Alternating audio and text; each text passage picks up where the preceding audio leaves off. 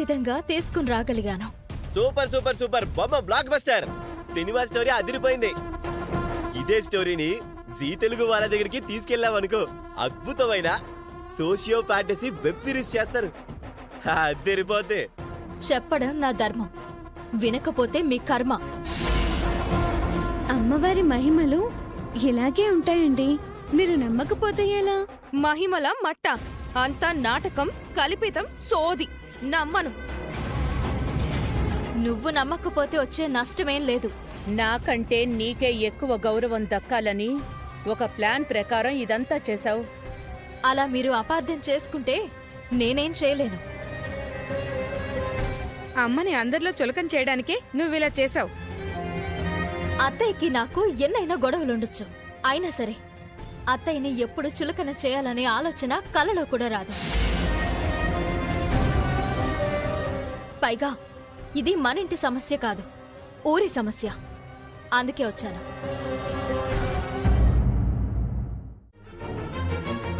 మన ఇంటికి వెళ్ళిందంట, తలుపులు తెరుచుకున్నాయంట, ఏదేదో చెప్తోంది. ఎవరి చెవిలో పూలు పెడుతోంది?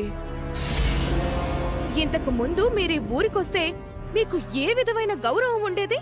అటువంటిది ఇప్పుడు మీ ఇజ్జత్ మొత్తం తీసేసింది. పల్లెటూరు వాళ్ళ దృష్టిలో నీ పని అయిపోయిందమ్మా. ట్రెండ్ మారిపోయింది, జనరేషన్ చేంజ్ అయిపోయిందని ఫీల్ అయిపోతున్నారు. మీరు మామయ్య గారు జంటగా పూజలో కూర్చోవాల్సింది పోయి శ్రీకర్తో జంటగా కూర్చుని పూజ చేసుకుంటుంది. మేడిపండు చూడ మేలిమై ఉండును, పొట్ట విప్పి చూడ పురుగులుండును అన్నట్టుగా మేనకోడల్ని మేలిం బంగారంలా చూసుకున్నావు. కానీ దాని కడుపులో మొత్తం విషమే. అది ఇటువంటి దుర్మార్గానికి పాలు పడుతుందని నేను ఊహించలేకపోయాను. ఏం చేయాలో అర్థం కావడం లేదు. మీరు బాధపడుతూ అది సంతోషంగా ఉండడం నేను తట్టుకోలేకపోతున్నాను. నా అనుమతి తీసుకోకుండా అది పూజలో కూర్చోవడం మరీ ఇబ్బందిగా ఉంది. ఉన్నదా మరి? నీ గుండె అగ్నిగుండంలో మండిపోతుందని మాకు అర్థమవుతుంది. ఆ మంటలను, ఆ బాధను చల్లార్చడానికి మేము ఏదో ఒకటి చెయ్యాలి. మీ బాధను పాలు పంచుకోవడం మా బాధ్యత అత్తయ్య గారు. అవునమ్మా, అందలం ఎక్కిన చోటే ఆ అవనికి అవమానం జరిగేలా ఏదో ఒకటి చేయాలనిపిస్తోంది. జేజేలు అందుకున్న చోటే చీచి అని అందరితో అనిపించేలా చెయ్యాలి.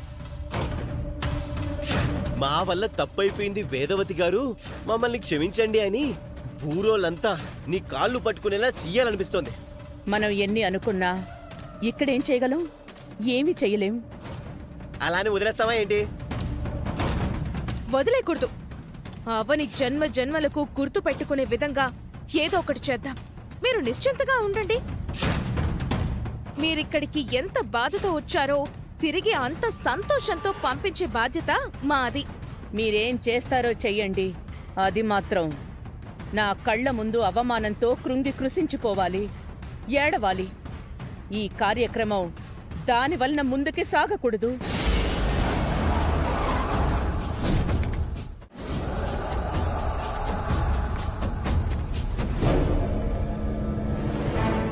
బంగారం, ఎనీ ఐడియా?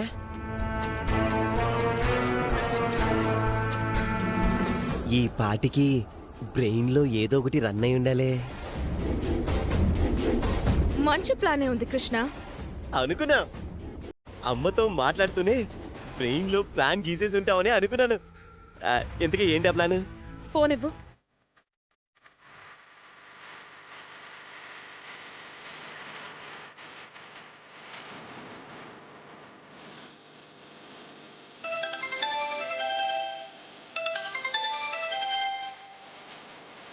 నిహారిక మేడం, ఎలా ఉన్నారు? మనిషిని బాగున్నాను, మనసు బాలేదు. ఏమైంది మేడం? మా ఊరు జాతరకొచ్చాను. ఇక్కడ ఊహించని అవమానం జరిగింది. అందుకే మీ నుంచి ఓ ఫేవర్ కావాలి. ఏం చేయమంటారో చెప్పండి మేడం.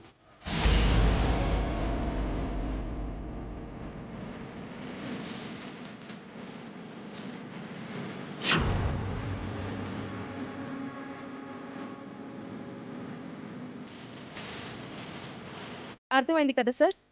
అర్థమైంది మేడం, మేము వెంటనే బయలుదేరుతాం. కానిస్టేబుల్స్,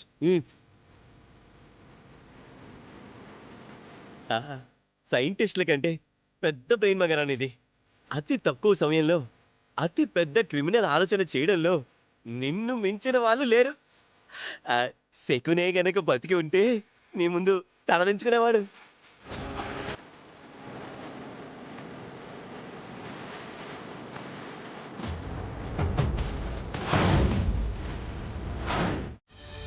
మరి కాసేపట్లో ఇద్దరూ పూజలో కూర్చుందురు గాని.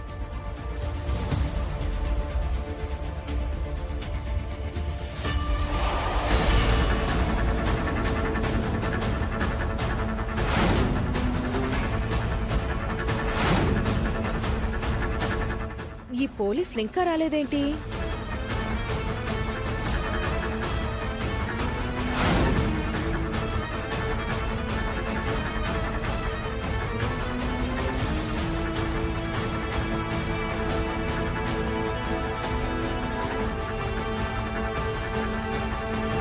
బంగారం కరెక్ట్ సమయంలో వచ్చారు.